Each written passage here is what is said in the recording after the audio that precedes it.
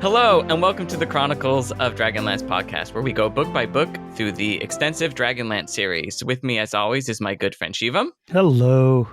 And today we are starting in Book 2, Chapter 4 of Dragons of Spring Dawning, a peaceful interlude. After one whole book in this book, we now find out what happened to Tanis and company. Last we saw them, they were in the Blood Sea being attacked by dragons, and Their ship was sinking. Yeah, a lovely place to just leave off. Raceland bounced on all of them, saying like, y'all suck, I hate you, peace out. Boy. Why do people like him again?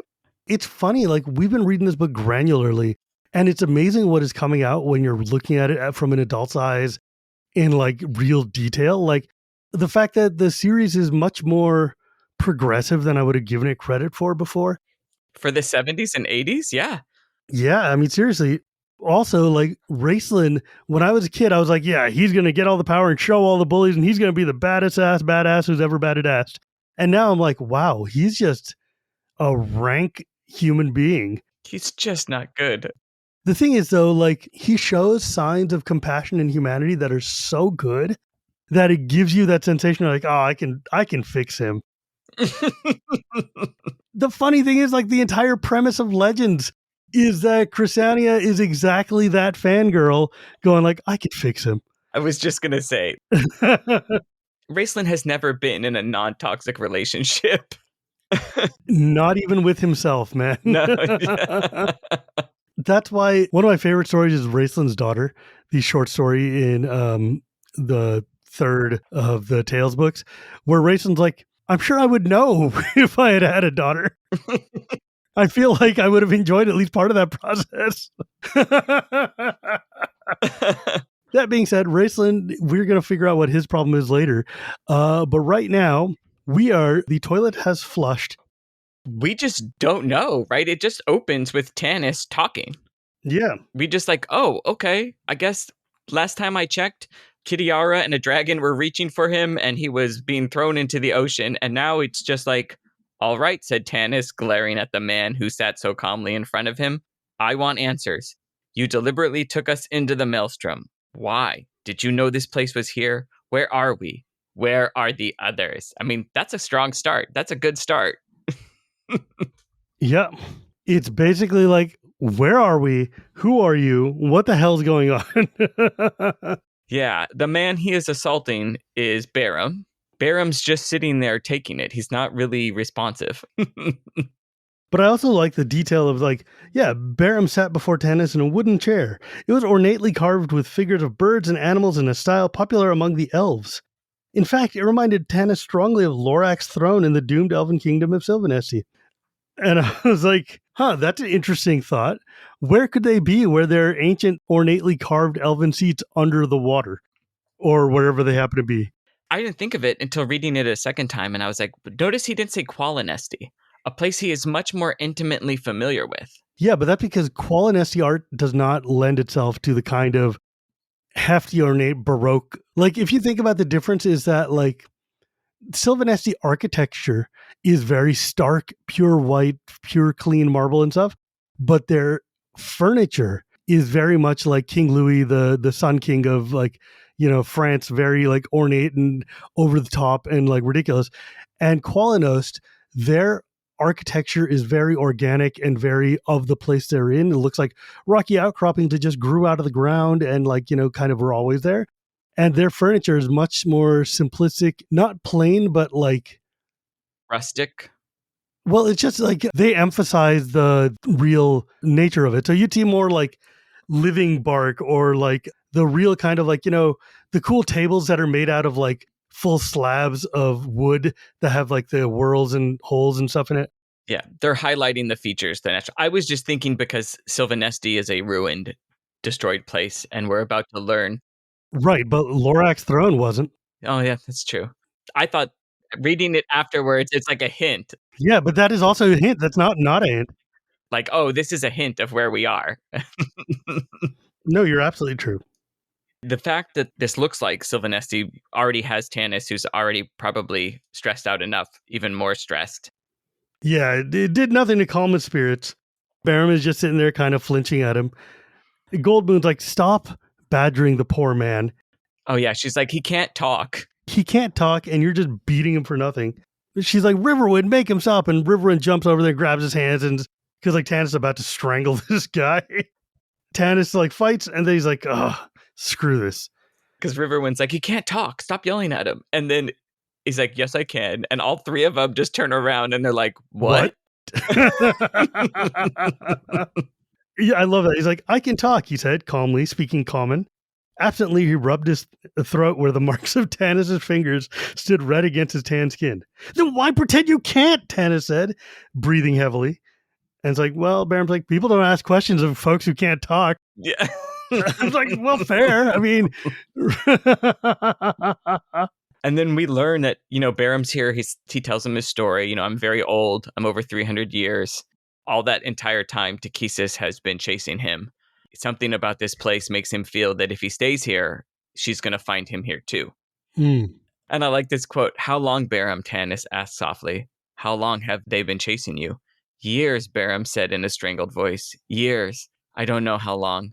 Sighing, he seemed to sink back into his complacency. I am 322 years old. 23, 24? He shrugged. For most of those years, the queen has been seeking me. We learn that he's died a bunch of times, but he just keeps coming back. He doesn't understand how or why. He thinks it probably has something to do with a glowing green gem in his chest. And, I would tend to agree with him. Most people die. But I guess the one thing that makes Berem different is he's got a gem in his chest. Yeah, details. He says he's tried to remove it before, but he can't. He says that's impossible. Mm-hmm. We get a small description. They're in a small series of rooms. They have like a moss or like a fungus on them that grows, that provides the light. Somehow the rooms always turn back on themselves no matter which way they go. And so magic is involved. Yeah, so these guys are stuck in this kind of like sealed, infinitely looping, perfectly hermetically sealed box somewhere. They know they crashed. They know they drowned. Where did they drown? What is going on? They don't know. Berem, though, like, think about it, right? Like, 322. Right now in the Dragonlance, it is 352. That means that Berem was born like 30 years after the Cataclysm. Yeah. That means he was born in the middle of, like, nowhere. They find out that, so they go around, they look around this room and they're seeing, and, Tanis is remembering what happened about the ship sinking into the maelstrom. And he's trying to find everybody, remembering holding his breath. And then he awakens in this place covered in, seawater. And like, he's in this room with these these three people. So they sit there and they're talking to Berem and they're like, what do you mean? If you're running from the Queen of Darkness, maybe this is the best place to hide, a place where nobody can find us that we can't get out of? And Berem's like, hell no, are you kidding? I don't know anything about this place. I must get back. There's someplace I must go. I'm hunting for something. Until I find it, there'll be no rest. And Tanis like, find what? What the hell are you talking about? What is your problem? This is so weird. They don't explain the compulsion here at all. And I don't know if they ever really explain it, except for, when we get all the way to the end. They explain it at the end. Yeah. That Pillar wants to be whole. Yeah. And that he needs to go back to it. But he doesn't understand that. He has no idea because he's an unlettered peasant who'd been running for 300 years. Yeah. He just feels compelled to run, and he's been doing it in random directions for the last 300 odd years. Yeah. So like Tanis is like obviously about to like blow his lid. Goldmoon runs over to him, grabs his head and like chants a prayer to Mishakal, and suddenly Tanis feels his stress go away. Oh, that's a good spell to have. Yeah, I could use a little bit of that right now. The anti-anxiety medication. He's like, all right, Berem, I'm right. It's all right. I'm sorry. Tell me about yourself. Where are you from? And he's like, you would never heard of it. Small village outside of Naraka. Tan's like, Naraka? And he looks at Riverwind and Riverwind's like, beats me, buddy. Too bad Tasnid maps aren't here. Yeah, that sure would be handy. But is this the first time we hear about Naraka? I guess, why would they know about it, right? Yeah, they have no reason. It's like literally in the middle of the Caucasus Mountains, deep in the heart of like goblin and ogre territory in the center of the continent, far from everything, and it's a small town. There's no notoriety, there's no reason for it. It didn't exist until after the Cataclysm, right? Pretty much. It might have been a tiny village, and then It was like a tiny village, and basically the events that lead to this story happening, as in Takhisis putting the jeweled pillar there, finding her way around, the village kind of built up around that. okay. Like the way a college town might or like an oasis town might build up around an oasis, not necessarily like be there deliberately. It's not a big city, but it's still a rough around the edges kind of place. It's like a very impromptu city with big temples. I'm just thinking about what it's like to be Berem Everman, sitting here, just being a random human hunter living out in the scrublands, then suddenly having to run up and down and around the continent. I mean, his language is 300 years out of date, but he's probably learned to evolve it over time. Think about how many skills this guy's picked up over the years. I mean, he's a sailor, he's like a survivor, he's all these things, but he just acts like a mute, dumb simpleton. You couldn't get close to anyone because you have a green gem in your chest. You'd have to stay at a pretty distant with everyone, and then you never get old, right? So that would cause suspicion. Kind of end up being just like this wandering, and you could never stay long at any place, maybe 5 or 10 years, and then someone would be like, hey man, my hair's going gray, but you look the same, what's the deal? So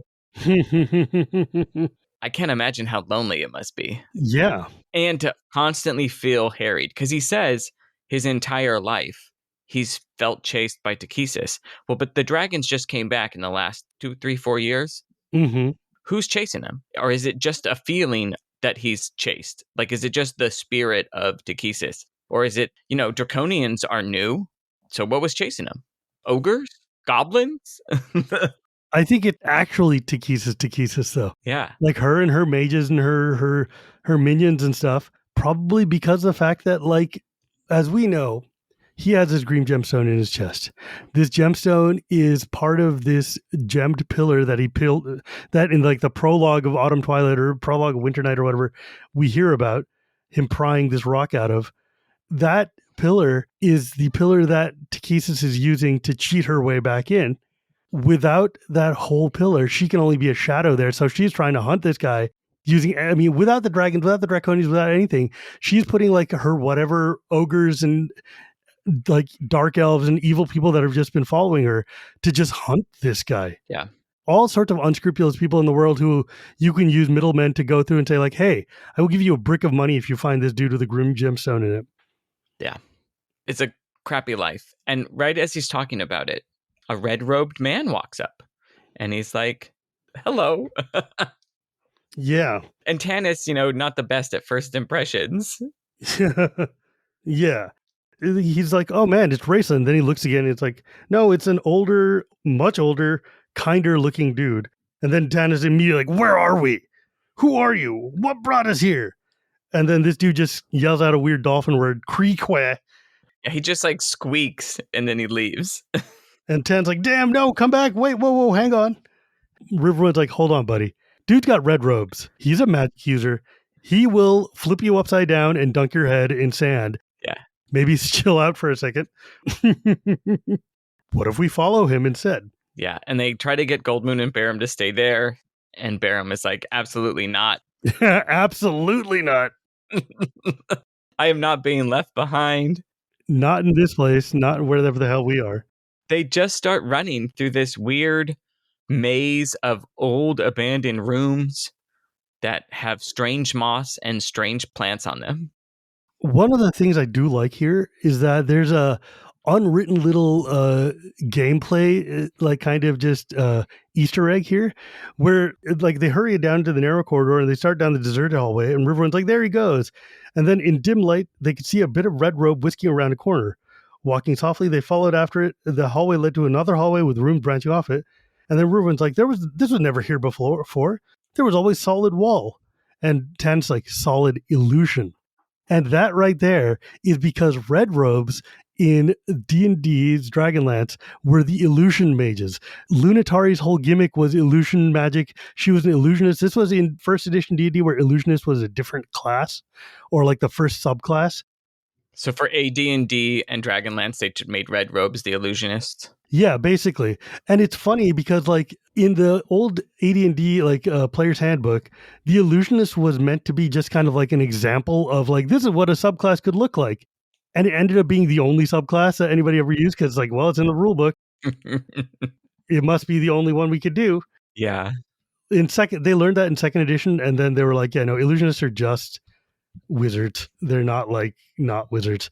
But in let me open up the Dragonlance Adventures really quick because the DLA talks a lot about how to adapt the rules to the setting. I love DLA. It's one of my favorite books.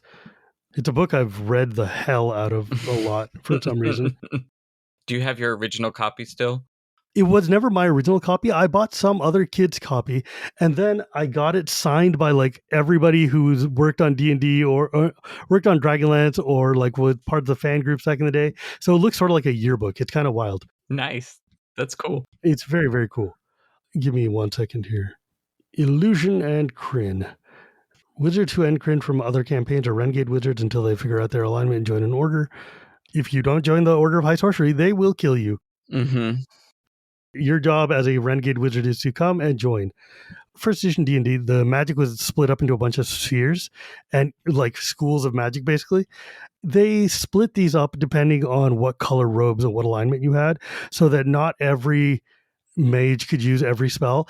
The ironic thing is like the stories never pay attention to that because technically evocations and invocations, which are things like fireballs and lightning bolts and things like that, are spheres that are mainly used by the reds and the whites.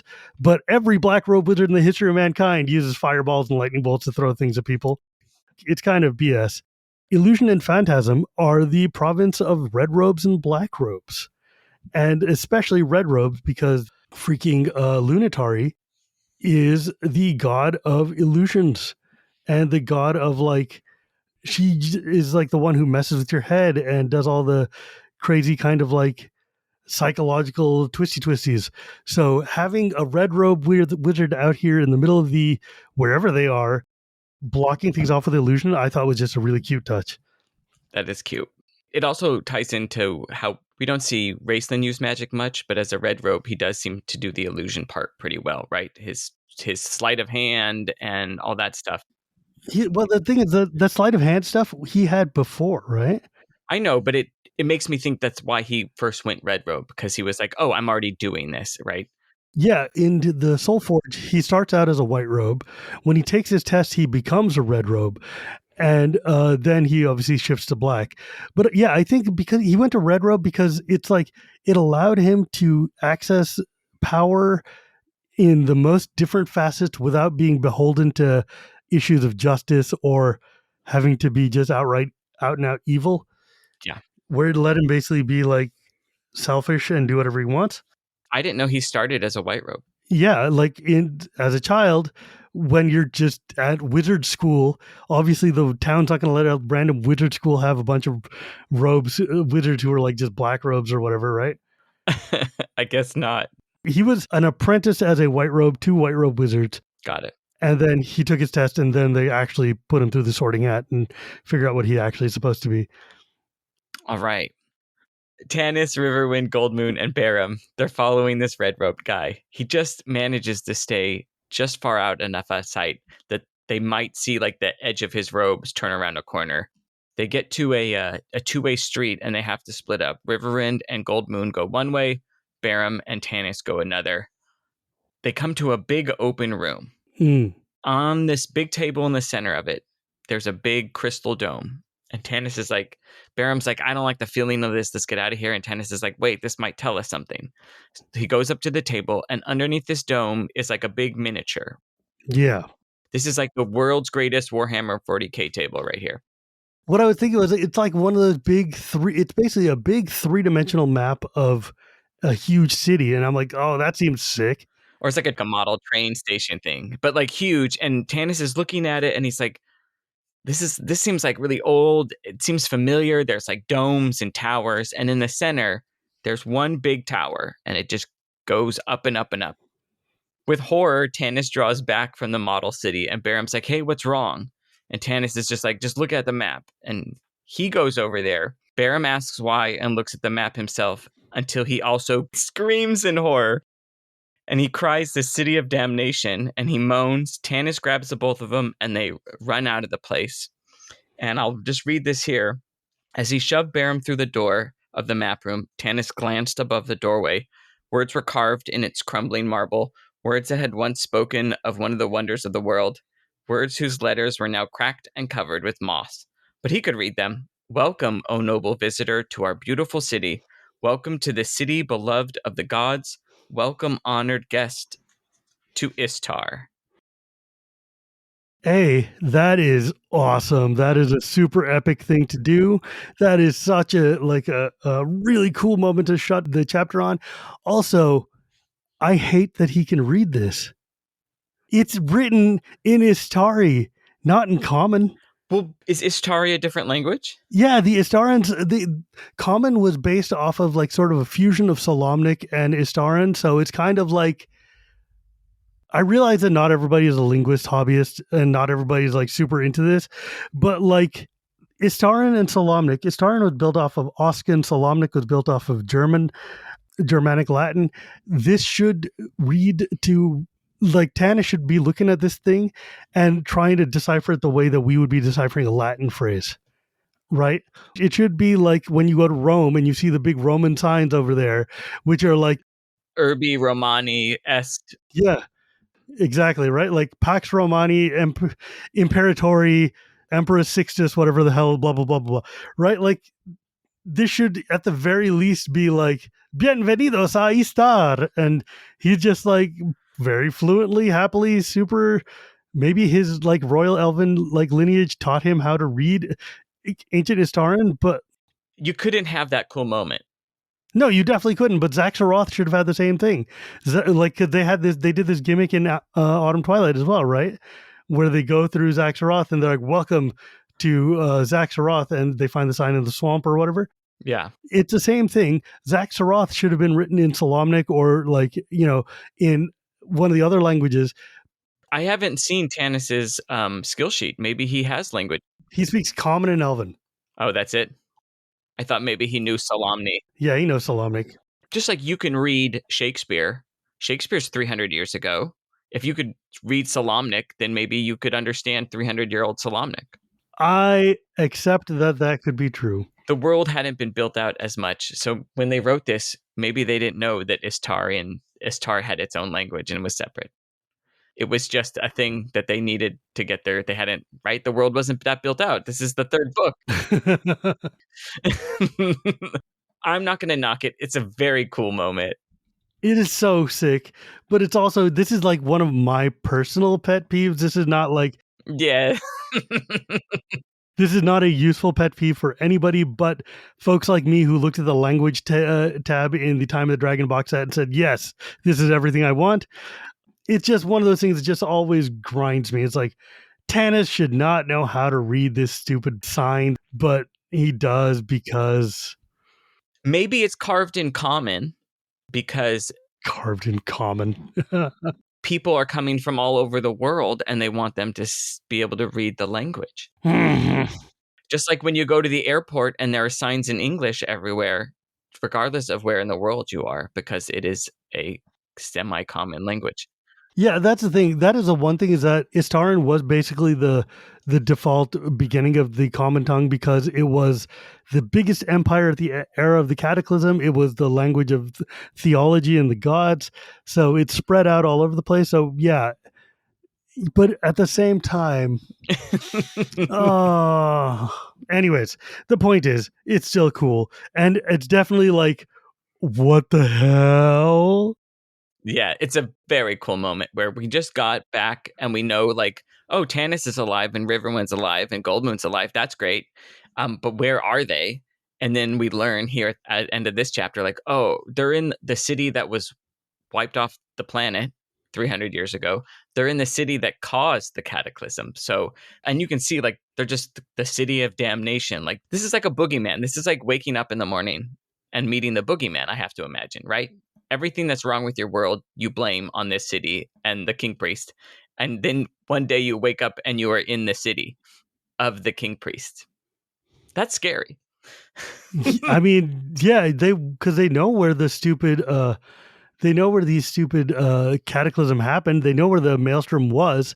Yeah. So obviously they got flushed down into the deep, deep, deep dark, and now they're in Ishtar and they're alive and they're at the center of the Blood Sea, and it's like, what? Yeah, it's all kinds of crazies.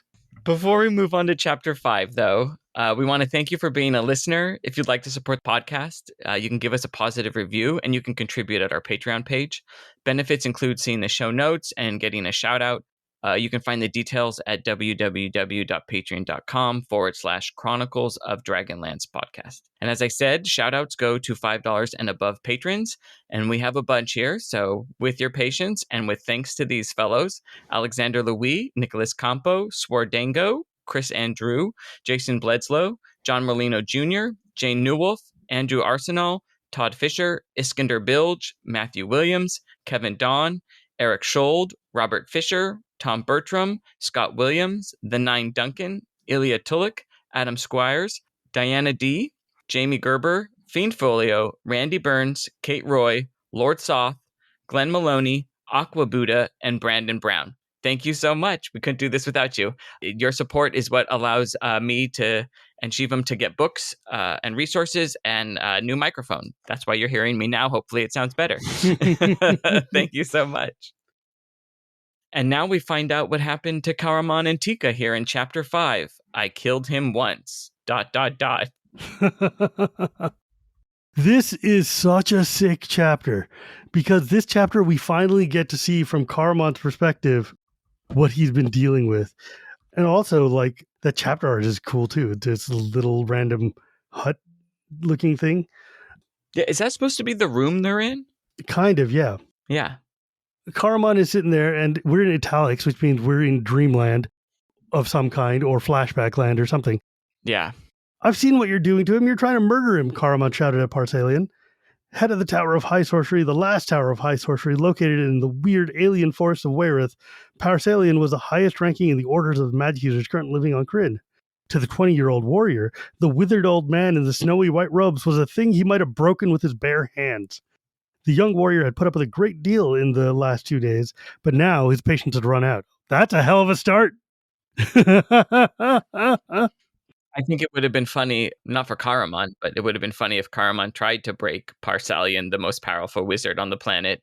Yeah, and Parsalian is just like, what if you didn't? Parsalian's like, nah, man, we're not in the business of murdering people. We have to make these dangerous because an untried mage is just so dangerous, right? Would you trust someone in a battle who had never held a sword before, Caramon? And Caramon's like, of course not. He could kill me. And Parsalian's like, yeah, now imagine it's a wizard who has no training, but instead of like stabbing you, he has a fireball cross the entire battlefield and wipe out your entire army. Like, does that seem like a good idea? You see my point, Parsalian said gently. We do not require this test of all who would use magic. There are many with the gift who go through life content with using the first elementary spells taught by the schools. These are enough to help them in their day-to-day lives, and that is all they want. But sometimes there comes a person like your brother. To him, the gift is more than a tool to help him through life.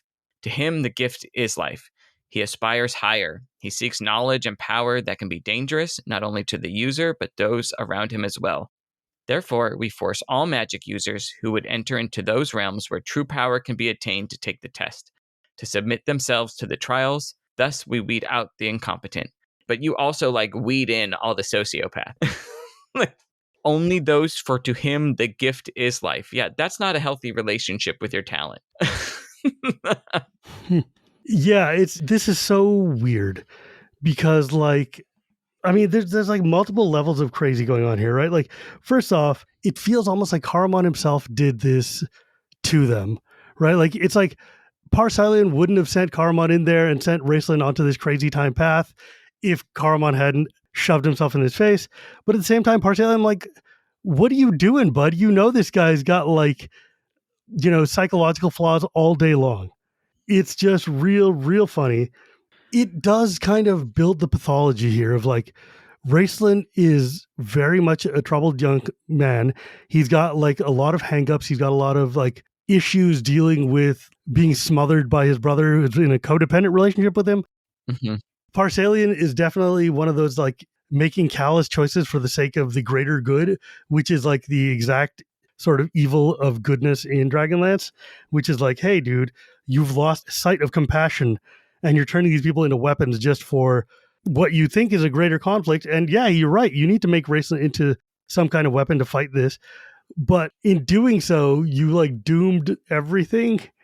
Also, you're not the only one that's trying to make him into a weapon. And that there's a hint of that here where he says, Caramon was like, you're trying to kill him. Your brother's actually doing really well. He's actually doing really well at these tests. In fact, he's doing so well. I wonder if someone hasn't taken an interest in your brother. And it's like, I don't know, Parsalian. It seems like you should have tugged on that thread a little harder than you did. Hmm. Oh, he has defeated all of his enemies. He has handled himself like a true professional, almost too professional. Parsalian appeared thoughtful. I wonder if someone hasn't taken an interest in your brother. I don't know, maybe that should have been looked into a little more by everyone, because I'm guessing that someone is Fistandantalus. Yep. Caramon is just like uninterested in all this. He's like, look, I don't care what you're doing or why you're doing it or if you think it's what's for the best. I'm going to help my brother. As soon as he starts moving to do so, Parcelion freezes him with magic. And then he says, look, I'm going to show you what would happen if you did decide to do that. And this is like a weird. My understanding was that there was a vision where Raceland was presented with something and then he decided to do this. But this shows that it says that he presented a vision to Caramon. Raceland also saw this vision? Well, yeah, you mean the vision of what might have been that Caramon was? Yeah. Yeah, that was the whole thing. Like when Caramon thinks it's a vision, but like that is literally Parsalian sticking his hand in and meddling with the test. Because like the test itself is a combination of like physical and magical like illusion. It's sort of like walking into a virtual arcade game or something, only whatever happened to you is actually happening to you. Like effectively, you've been ported into a separate dimension and you are in this test. So Parsalian has the ability, as the person proctoring the test, to be able to add or subtract whatever he wants in there. For instance, we're told that like Raceland is injured fighting a dark elf. That dark elf later on people claim is Dalamar, but that seems weird and inconsistent because they're like, there's got to be other dark elves going on. But yeah, so Race also sees this illusion. He sees Caramon come in and he loses his mind because he's like, what the hell do you mean you have magic? This was my thing. Swords is your thing. But yeah, we will see what that does later. Well, and they call it a wraith here. They don't call it a dark elf. Well, I mean, Raceland gets shot by a lot of things during his segment, and like they don't have a lot of consistency in what exactly is going on here. This is why I was confused, because it says, watch, I'm going to show you a vision of what might have been. And then it says, suddenly Caramon saw himself entering the Tower of High Sorcery. He blinked in astonishment. So, like, not only is Caramon seeing this, but also Raceland is seeing it. It's very strange. You know, Parsalian, you could have just shown Caramon this vision and not made Raceland test himself to see if he would kill his brother. Like, man, I think Parsalian has a lot to blame for how the world ends up messed up. Because you could have just frozen Caramon and not let him enter, and then let Raceland finish his test without like further putting strain on an already like toxic relationship.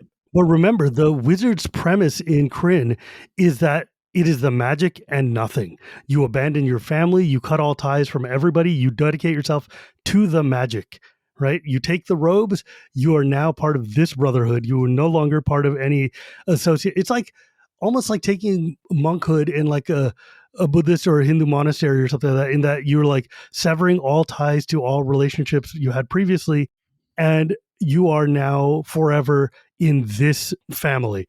Because that's the thing. Parsalian is doing two things here. One is he's showing Caramon like, hey, Caramon's like talking big. He's like, the magic is whatever. Who gives a crap? And Parsalian's like, I'll show you how much your brother cares about magic. And simultaneously, he's doing I need to make sure that Raceland cares only about the magic and not about the one thing that he's been caring for him his whole life. It's awful. It's abuse. It's straight up abuse and awful. Yeah, so we see here Caramon goes in, he saves his brother. All of a sudden, he has magic powers, and then he uses them. And Raceland says, how did you do that? And Caramon's like, I don't know. I just did it. And then there's the Caramon that is in the magic tower showing up Raceland, but then there's also the real Caramon who's watching it, and he's like, that's not me, don't listen. And then we see that Raceland, cast his last spell, and that would kill his brother, but also kill himself. Raceland's so obsessed with it that he's so upset about his brother that if he had to share this power with his brother, he would rather they both be dead than not. And then Caramon starts to wake up from this dream of a previous dream he's having. Someone's trying to comfort him. And it says like he could understand if he chose, but he didn't want to understand. Like he could wake up from this dream, but he decides that because he's so messed up, he decides that no, the toxic dreams are good, so I'm gonna keep having this nightmare. Like he's punishing himself. He didn't do anything. Raceland left you, dude. Be grateful. Yeah, seriously. But he is so dependent on his brother, and like he has no life outside of this. And the fact that the last thing he remembers right before they sank is, I have no brother, and just like, Caramon fleeing certain death, he's like, you know what? I'm like, to quote from earlier in the book, he's like, don't make him come near me, Tanis, Raceland said. I assure you, I'm capable of this. What I've sought all my life is within my grasp. I will let nothing stop me. Look at Caramon's face, Tanis. He knows. I killed him once. I can do it again. Farewell, my brother. And then the next thing he sees is him waking up here and just being like, this dream again of the test. Then he's like, I need to shake this off. And then he goes right back to dreaming of what happened in Sylvanesti, which is like the exact same thing. Yeah. The roles got flipped. Raceland was helping Caramon, and then he just said, oh, yeah, sure, Caramon, you can rest here. I'll leave you again. Man, Caramon's just not having a good time here because he's just remembering all the different times his brother killed him. Yeah. That cannot be good for a damaged mental state. And then, he wakes up and he screams out and he's like, Race, no, Race, come back, Another voice is like, Caramon, please wake up, come back, I need you. And then Caramon's like, no, push his voice away, push the soft hands away. I don't want to come back. I won't. I'm tired and I want to rest. And now he falls into a third dream where he's falling into the horrible red darkness, skeletal fingers clutched at him, eyeless head whirled past, and he's swept away. He sees Tika being like swept away in the blood red sea, so he grabs onto her, but he can't hold her. He can't find the surface. His lungs are burning. But then always those hands dragging him back to the gruesome surface, making him breathe the burning air. No, let me go. And then other hands rising up from the blood red water, firm hands. They took him down from the surface. He fell down into the merciful darkness. Whispered words of magic soothed him.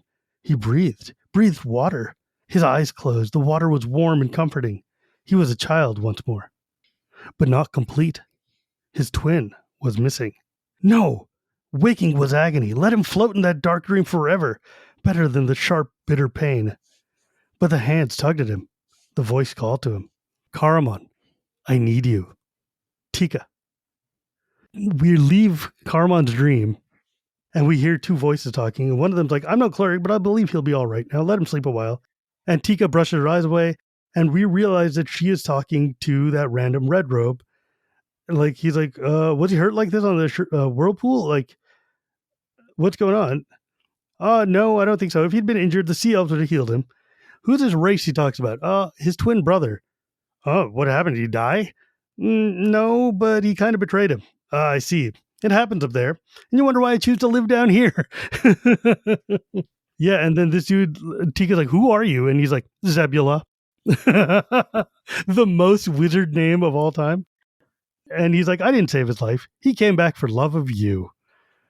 And then Tika's like, oh, man. I hope so. And she's like, I love him so much. I would die myself. It would save him. Blah, blah, blah. Sure. Okay, whatever. This Zebulah is wearing a red robe. He's got pouches. And she's like, you're a magic user. So we understand now why he thought he was Raceland. And you can make the connection that this is probably the guy that Tanis and company are trying to follow.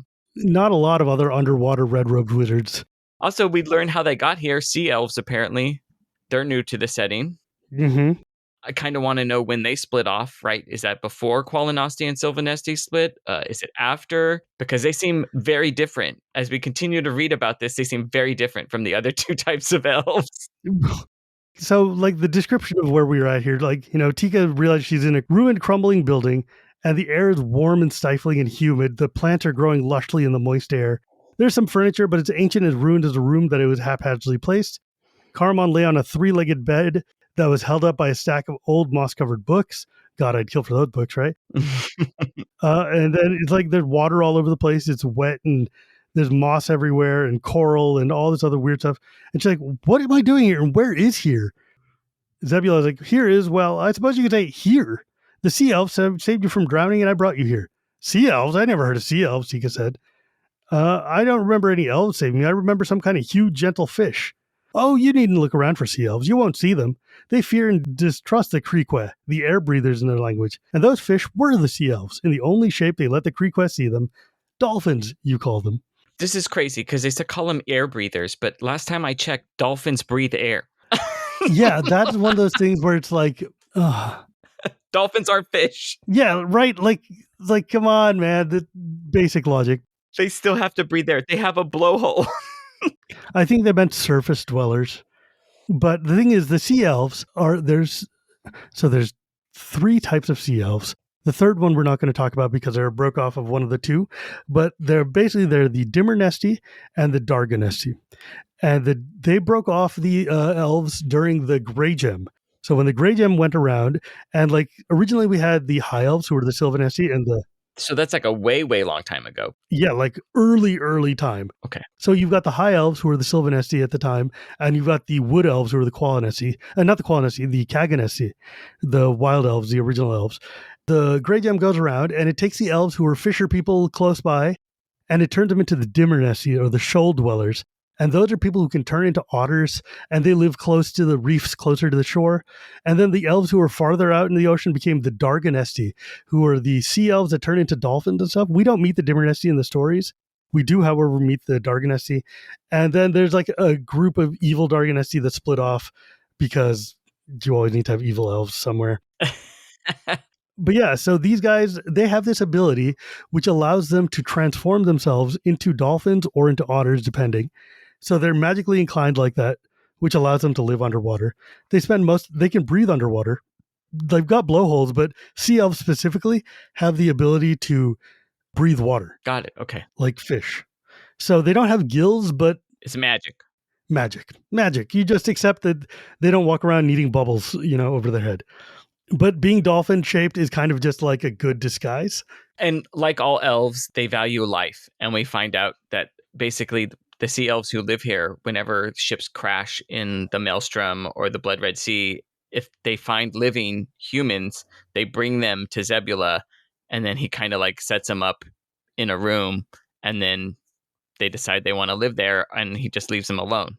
Yeah, it's kind of funny. It's like, have you seen any more from our ships, our friends? And Zebulah shrugs. He's like, there are always others down here. So there's always ships crashing, though the Maelstrom is always taunting people and dragging them down. The ruins are vast and many hold small pockets of air. We take those we rescue to the nearest dwellings.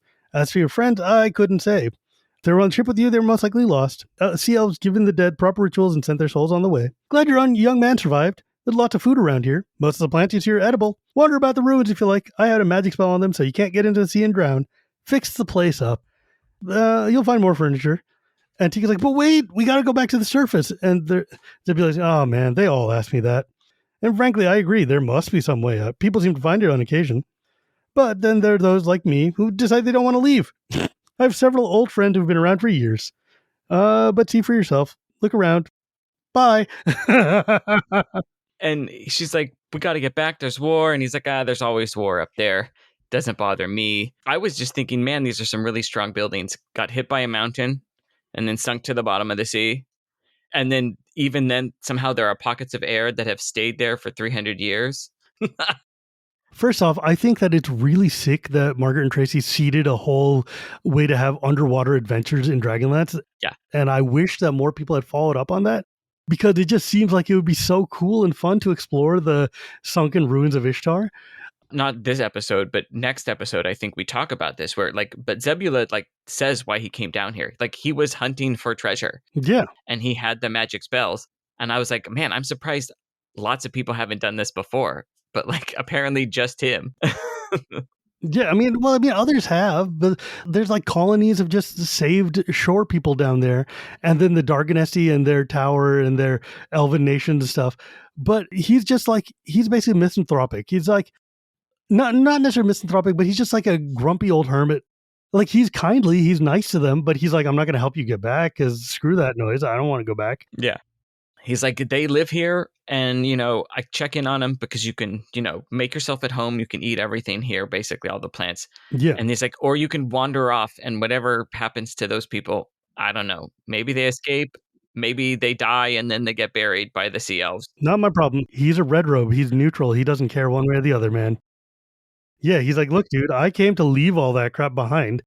And he's got the spells to keep himself alive, and he's hanging out down here underwater. Where was it when he said, people are always suffering up there, nothing I can do about it. No, I don't care. After all, where does caring get you? Where did it get him? With an angry gesture at Caramon, Zebulah turned and left, slamming the ramshackle door behind him. He's not wrong. Caramon wakes up, and so Tika is taking care of him, and he's asking, where are we? What happened? And she kind of fills him in. She doesn't know much. Oh, we were saved by Sea Elves, apparently. We're stuck down here. There's a red-robed guy. He didn't tell me much. And Caramon was like, I would have made him tell me. Yeah, and then, of course, Tika's like, oh, we could just live here. We could be happy. We could, set up our own lives. There's this room, this bed, this food. Caramon's like, I can't. He kills that dream real quick. Yeah, no, she's like, look, I know that sometime we'll leave. We'll have to find the others, return to the world above, but for now, let's be alone. And he's like, Tika, I told you, I can't make you mine until I could commit myself to you completely. And I can't do that, not yet. And Tika's like, yes, you can. Raceland's gone. You can make your own life. And Caramon's like, Raceland's still a part of me. He always will be, just as I'll always be a part of him. Can you understand? And she's like, no, she couldn't. Yeah. He's just completely lost at this point. Well, and he's in denial. He's like, I will always be a part of Raceland. And it's like, no, you won't. He told you. Yeah, he said bug off, and he's like, he doesn't need and or want you. This is like your crazy ex who keeps thinking you're together, and you're like, no, we're not together anymore. We broke up. And there's like, oh, you're so funny. He's like, no, we broke up. That's Caramon and his brother. Yeah, I'm married. Yeah. This is my child. Yeah. We are not a thing. He says, oh, I'm always going to be apart. And then Tika saw the love in his eyes. She caught her breath. He drew her near, his heart breathing faster. He whispered, I'll give you what I can of myself, Tika, if you'll settle for that. I wish for your sake it was more. I love you, she said. And then ... steamy romance happening. That's how chapter 5 ends, with Caramon not being true to his promise. Not with a bang, but a whimper. Yeah. Caramon is like, I guess I can kind of love you. Tika is so battered and in love that she'll take it. Yeah, it's like, this is just not, there's nothing healthy about this. There's nothing healthy about any of this. These guys all deserve so much better. And dude, Margaret and Tracy just tell such a beautiful story here. It's messed up. It's dark, but it's wild when you think this is just supposed to be tie-in fiction for D&D modules.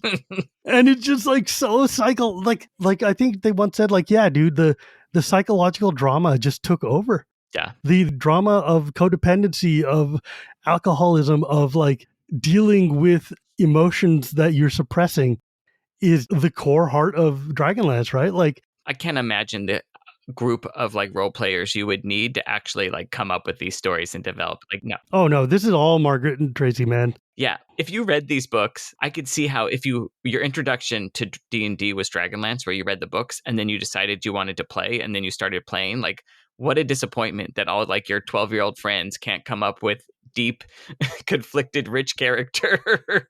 How come my D&D group isn't like Dragonlance? Well, you're not a grown person with... Yeah, seriously. But I could see how it would be disappointing if your introduction to D&T was the books and then you got into the game and you're like, well, the game is nothing like the books. There's all we do is we just kill hordes of monsters every week and then collect gold and buy new stuff.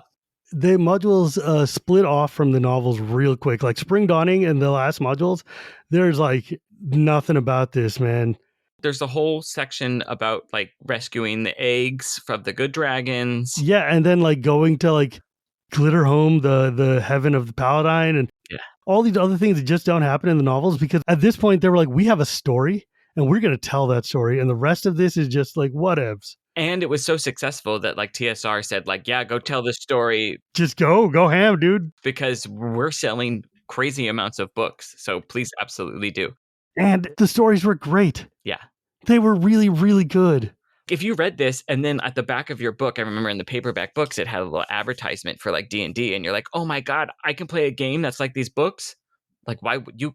Yes, this is a gateway to selling the game too. One of the things I think that's really undervalued or under kind of emphasized here is the fact that Dragonlance really did show you that there is a different way to play D&D than just hammering at monsters, taking their stuff and going to the next one. Yeah. This was like, what if we had a plot and a story? What if there's romance? What if there's like drama and psychology? What if our characters are building stories and relationships with each other? It sets such a cool example. And now, of course, like all of D&D and all of tabletop role-playing is full of deeply emotional storytelling. Yeah. And people killing things for monsters. There's a lot of traits on that character sheet. How about we use ones other than just strength and dexterity? Yeah, right? That's how chapter 5 ends. Chapter 6 next time is Apoleta.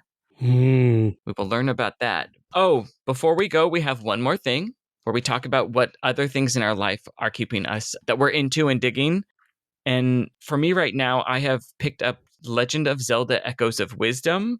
I believe that came out. It came out like last year? Yeah, last spring or something like that. Yeah, it came out early last year or late the year before, but it's the first Legend of Zelda out of like, I don't know, like 20 games where you get to be Princess Zelda. Well, I mean, there was the one that was on the 3DO, but we don't talk about that. Or not the 3DO, whatever the other, the weird Wand of Gamelon or whatever the hell it was. Yeah, this is a real Zelda game, not those. Yeah. It was really fun. Yeah, no, this is fun. The gimmick is that because it's Zelda, you know, she's not Link, so she's not running around with a sword and a shield. She has a wand that she can use to copy objects in the environment and then make those objects. So it's kind of like a bunch of lateral puzzle solving. And I'm really enjoying it. I think I'm through the first third of it, right? I closed the first 3 big rifts, and now I think there's another 3 big rifts that are going on. And so I will just say that I had no idea the bed would end up being the most useful object. There was a meme when this game came out that the bed is literally the strongest item in the entire game. It is the item for traversal, for sleeping, for stomping on people. It is literally... It's so good. The bed is mightier than the sword. I was using the bed just for like to climb up to hills or as bridges. I didn't even realize at some point that if you're low on health, you can also just hop into the bed and sleep. I didn't realize that till way late in the game. Like, I loved that game. I thought it was incredibly clever. I wish that there was a DLC that gave you more puzzles to solve with that mechanic. Mm-hmm. I mean, I don't like the fact that they made Zelda into like she could have been chic. She could have been super hardcore. Yeah. But the puzzles in this were really fun and cute, and I really enjoyed it. And it was such a weird change of pace after the last 2 real Zeldas. For people who miss the old 2D Zelda. Yeah. Where you see it from down instead of... Yeah. It felt like a Link to the Past. Yeah, it feels like a Link to the Past. So, yeah, that's what I'm enjoying it. It's fun. I think after that, I also ordered for Christmas. I got the Lunar Collection. So maybe this time, even though I played it on Sega and I played it on PS1. Oh, Thea, guide me. Maybe this time I'll be able to play through Lunar with all the quality of life improvements. I beat Lunar when it was on the PlayStation. Yeah. But no, lately I've been playing a lot of Civilization 7 and Final Fantasy Tactics because those are my comfort food games. And like Civ 7 started out on a very rocky start. It was really, really drastically different from earlier Civ games, but it's been getting a lot better. The patches are getting a lot better, and it's been super fun to play. I am really, really enjoying it now. It's finally starting to settle down. I think once the first expansion drops, then people will be able to jump back in and really enjoy it. And Final Fantasy Tactics, man, playing that thing in the modern time, that game is as good as it ever was. Man, It's honestly in my list of best games of all time. I've been having an absolute blast. I picked it up for Christmas, and it's been great. Final Fantasy Tactics being re-released gives me the tiniest hope that we will get a Vagrant Story re-release. Because they're set in the same world. They're kind of set in the same. Well, I guess they are. Is Vagrant Story in Ivalice? Yeah, I guess it is. Yes, it is. Yeah, because it was Vagrant Story, FF Tactics, and FF12. Yeah. Vagrant Story was one of my, bonky game systems completely. Like, that game is so technical about how the swords and everything work, but I loved that game. And it's the same kind of tactical combat, right? There was objects you could push, you could climb. Yeah, that was a great game. Final Fantasy Tactics is on my list to pick up again. It's funny, like I bought it again on the Switch and then I bought it again on PC because I'm like, I want to like stream it. So I'm like, oh man, that's gonna be fun.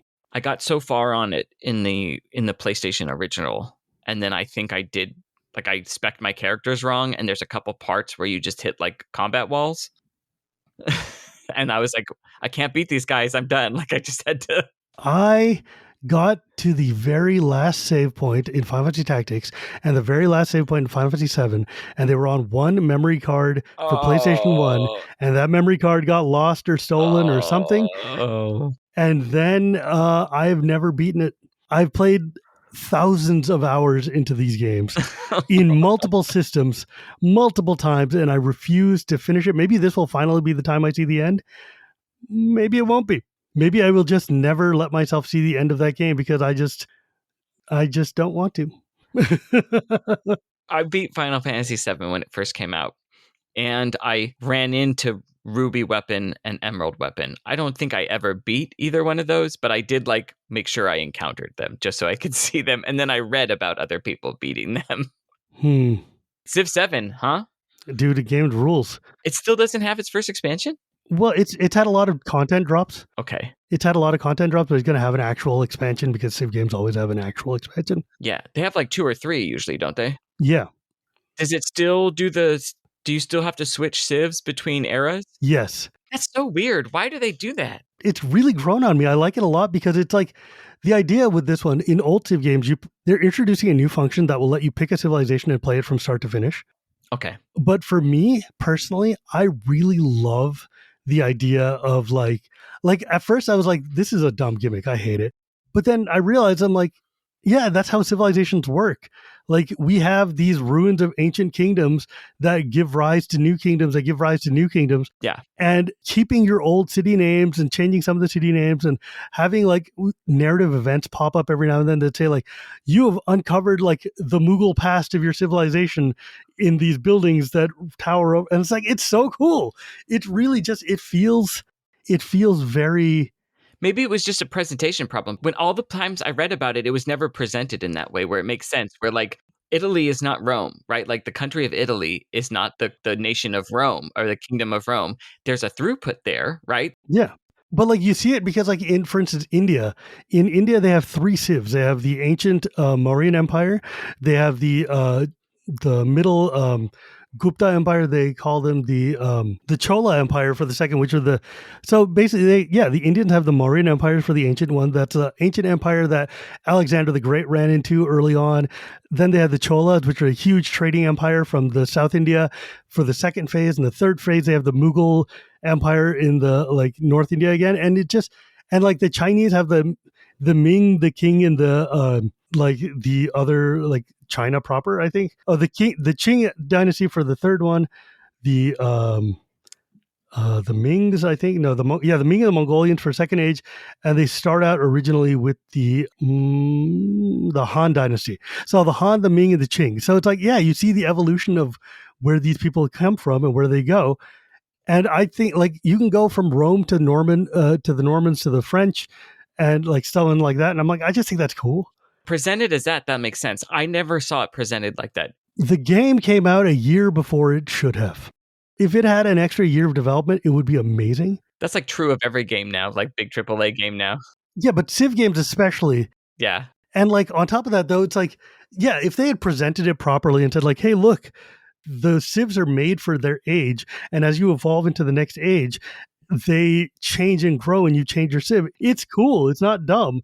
That's a much better presentation than just like, oh, I'm Caesar at 10,000 BC, and I'm Caesar at 2000 AD, right? Which is how it was in all the other ones. Yeah. And like the thing is, it makes sense. It's cool. It's flavorful. It feels really interesting, and it plays really, really well. Especially since they used to do it such that at the transition age, all of your armies and units and everything would immediately regroup back at your capital cities and whatever. Mm-hmm. And later on, they were like, here's continuity mode. Your units will be left where you were at the end of the last game. And by doing so, by the end of the last age, rather. And by doing so, it feels more continuous. It feels like, oh, my game is still progressing. I've still got stuff going on. It just feels better. It feels really, really cool. And like they added the pirates, they added a bunch of really neat nations. They've added so much stuff. It is, if you played it at launch and quit, this is a great time to pick it up again. Good to know. Yeah, it's on my wish list. I just usually, after I think Civ 5, I pretty much just wait to buy Civs when all the expansions are out.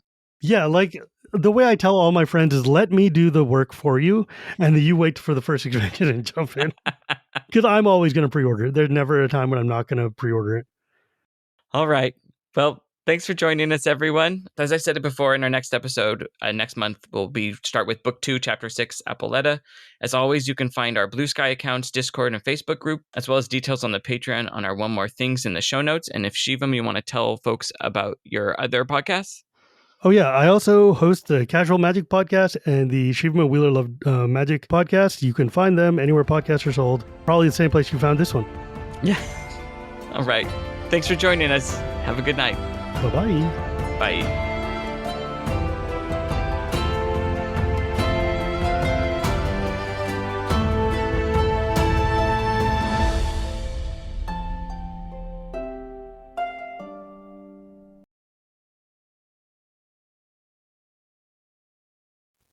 Hello. Say something. I'm not seeing anything, so. Oh, no, it looks great. Okay. New mic. Thank you, patrons. So I don't have to cut anything more out or complain about it or fix it in post. I had to buy new earphones, but they're very cool. All right. Well, let's see. It's been a long time since we've podcasted. It's more fun when I make you edit anyways.